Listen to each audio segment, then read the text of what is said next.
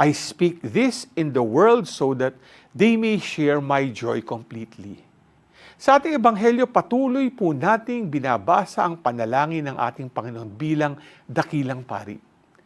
Sa mga salitang nabanggit ni Jesus, nakakatawag pansin na nagturo si Jesus upang magbigay ng tuwa.